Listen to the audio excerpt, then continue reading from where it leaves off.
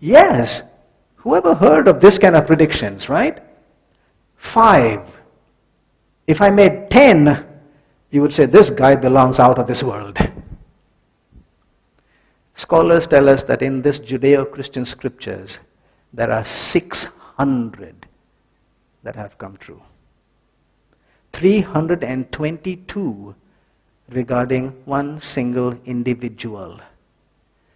24 of them came to pass in one weekend.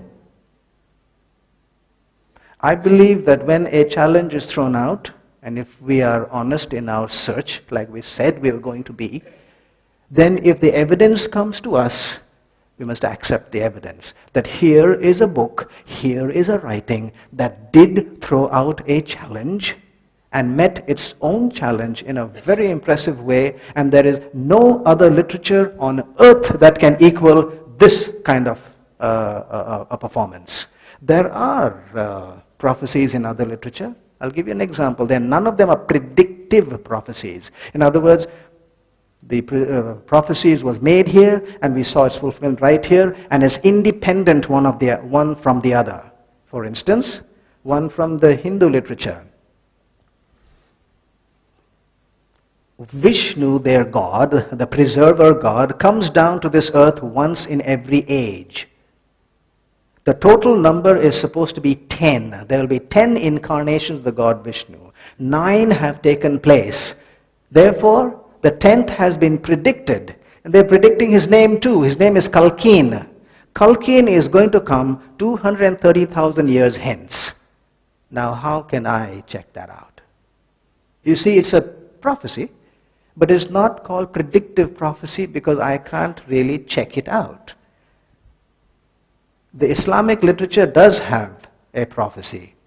If you read carefully between the lines, there is a prophecy that Mecca would be destroyed by an army.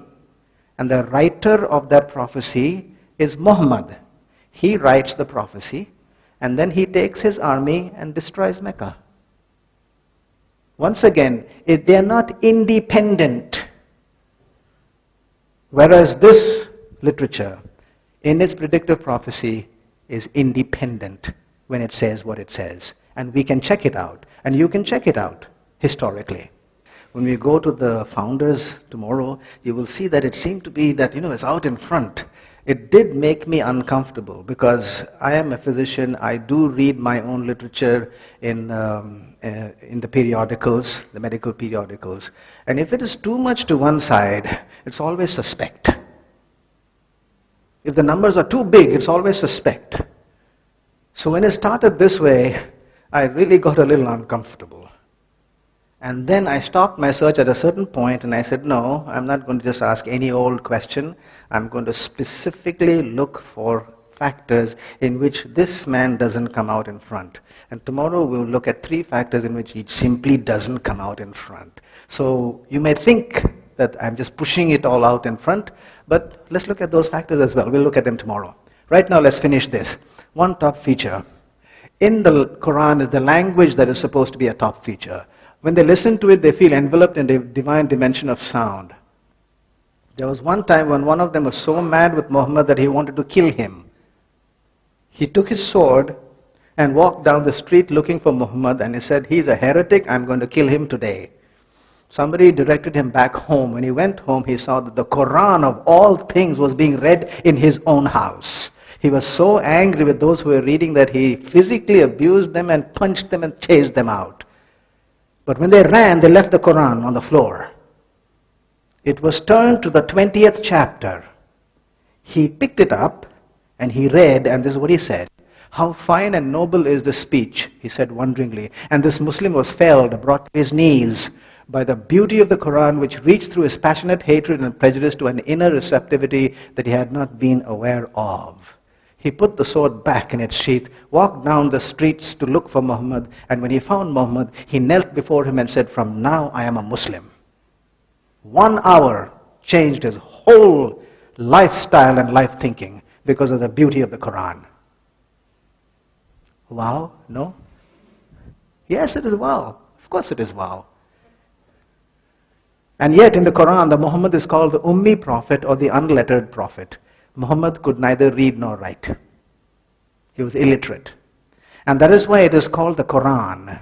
The word Quran means recitation or recitation. What he heard from the angel Gabriel, he would come and recite. And there were people who would quickly try to memorize what he's saying or write it down somewhere, and then they gathered it up into a Quran. And that is why the Quran is called Quran, which means a recitation or a recitation, because he was unlettered.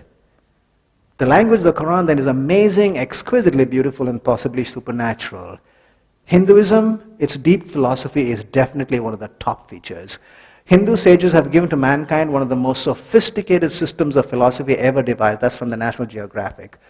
It contains a blend of religion, ethics, civil codes, medicine, mathematics, astronomy, and other natural sciences. When you go into them, it's really impressive, the way they write up their things. Of course, there are discrepancies and contradictions like any other writing, but basically a very deep philosophy. So, Hindu philosophy is amazing, deep, and brilliant. Buddhism, 3 features. It's vast, detailed, mysterious. The Pali, which is the language, the original language, the first language in which it was written, contains 45 volumes. The Chinese, 100 volumes of 1,000 printed pages. The Tibetan, 325 volumes. The Pali, which is Indian, Chinese, Tibetan. Put them together, it comes to 470,000 pages. Less than half of it has been translated today from the original Pali and Sanskrit. So it's huge. It's also very, very detailed. For instance, if you want to identify a Buddha, here's how you do it. The Lord's body had 32 marks of a Superman and was adorned with the 80 subsidiary characteristics. He was endowed with the 18 special dharmas of a Buddha, mighty with the 10 powers of a Tathagata, and in possession of the 4 grounds of self-confidence. Extremely precise, despite its vastness. And the way they lived, the monks were subject to 250 rules in the monasteries. They are known as Pratimoksha rules. They were supposed to say a prayer, and this is a common prayer, and say all of it. And here's how it goes. May I be freed at all times from the 4 states of woe, the 3 scourges, the 8 wrong circumstances, the 5 enemies, the 4 deficiencies, the 5 misfortunes, and quickly attain the path. Now you can see immediately how detailed they want to be. And you just can't say 4 states of woe. You have to state the states of woe and the rest. Further, the bulk of this literature is couched in a deliberately mysterious language which would convey nothing to the average reader. In other words, you must get into the thinking and thought of Buddha himself and some of the others who are bodhisattvas before you can understand what is written there. For instance, the realization that undifferentiated emptiness is the sole absolute truth. How many of you understood that? See, it's difficult to understand.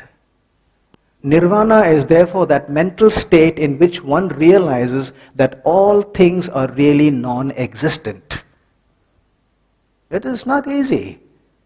It is couched in language that the ordinary reader will have a difficult time.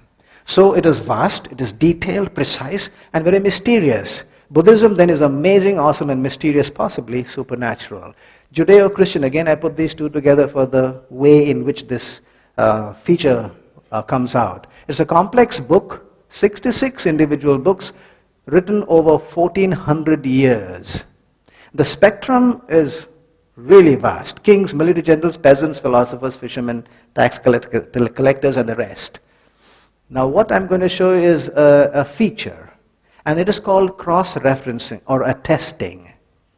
This is not found in any other ancient writing. For instance, there is attestation between authors of the Old Testament. For example, I, Daniel, understood by the books the number of the years specified by the word of the Lord through Jeremiah. Daniel is saying this: I got my information from a certain source, and that same source had spoken to Jeremiah earlier.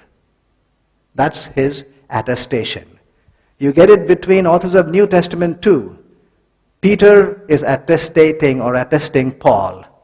And he says, according to the wisdom that was given Paul. In other words, wherever I got my wisdom from, Paul also got his wisdom from. And between the authors of the New and the Old Testament, for instance, this one down here, all this was done that it might be fulfilled, which was spoken by the Lord through the prophet Isaiah. This is Matthew. Matthew is saying, I've got my information that I'm writing down from a certain source, and that source had spoken to Isaiah 600 years earlier. This cross attestation is absolutely unique.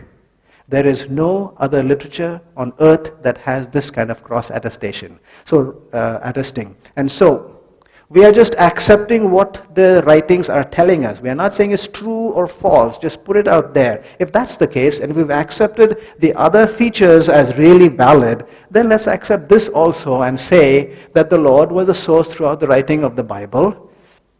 Therefore, this source lived for at least 1400 to 1500 years, and that is humanly impossible. Because the Guinness Book of World Records says the most that a man can live is 120 years today. So if there is a source that lived all that while and supervised the writing, then the feature becomes humanly impossible. Now, all of the features are very impressive. We must never think that one supersedes the other. And in this one, I think all of them come out so high that I stand in awe of them.